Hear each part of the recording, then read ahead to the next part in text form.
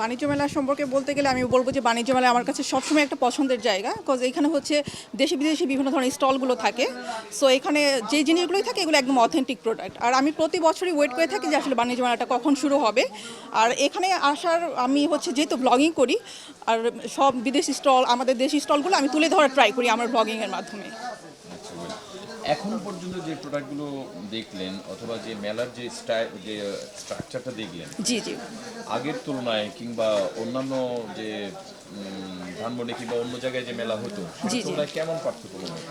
না, আন্তর্জাতিক বাণিজ্য মেলা আসলে বিশাল পরিসরে হয়। এটার সাথে আসলে যদি আমি ওগুলো তুলনা করি, সেই তুলনায় তো এটা বিশাল বড়। ওগুলো আসলে ছোট ছোট ভাবে হয়। তো আমার মনে হচ্ছে যে এটার প্রোডাক্টের দিক থেকে সব দিক থেকে আসলে বিশাল বড় আয়োজন। আপনার কোনো পরামর্শ আছে? আমার পরামর্শ যে আসলে আন্তর্জাতিক বাণিজ্য মেলা যেহেতু বিভিন্ন দেশ থেকে এখানে মানুষ পার্টিসিপেট করছে, আমাদের দেশেও বিভিন্ন ধরনের স্টল আছে, আমি বলবো যে সবাই যাতে এখানে আসে, এটাই বলবো আমার দিক থেকে। ঢাকার বাণিজ্য মেলায় আসতে পারি, আমি নিজে খুব ভালো লাগছে আজকে আসতে পারি, প্রথম দিন যেহেতু আজকে তো বাচ্চা কাছে নিয়ে ফ্যামিলি নিয়ে আসলাম আর কি। কি প্রোডাক্টগুলোকে গুরুত্ব দিবেন কেনার জন্য?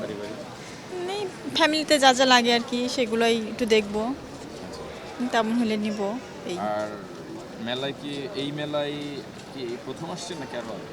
এখানে এই প্রথম, কিন্তু ওখানে থাকতে আরও এসছি, কিন্তু এখানেই প্রথম এসছি।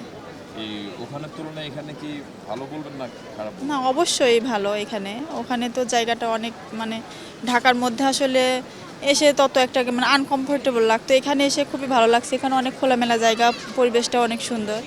পাকিস্তানি শুজ আসে, ওইগুলা দেখা পড়ে। আর নাবিস্কো কোম্পানির বিস্কিটটা খুবই পছন্দ, এটা নিতে আসছি, এটা নিচ্ছি আর কি। আর এমনিতে আচার কেনা পড়ে টুকটাক। মানে এমনি কোন কোন প্রোডাক্টগুলো দেখলেন? কসমেটিক্স দেখলাম, ব্যাগ দেখলাম, তারপর থ্রি পিসের দোকানও বসছে অনেকগুলো, এগুলো দেখলাম। আমাদের বাণিজ্য উপদেষ্টা স্যার কিন্তু পাটের লোক, আপনি নিশ্চয়ই জানেন। ওনার পিতৃপুরুষ থেকে ওনারা পাটের সাথে জড়িত। ব্যক্তিগতভাবে উনি পাটকে বেশ ভালোবাসেন।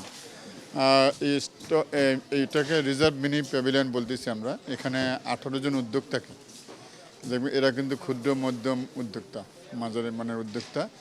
এনারা পাটকে ব্যবহার করে বহুমুখীকরণ পণ্য বানাচ্ছে।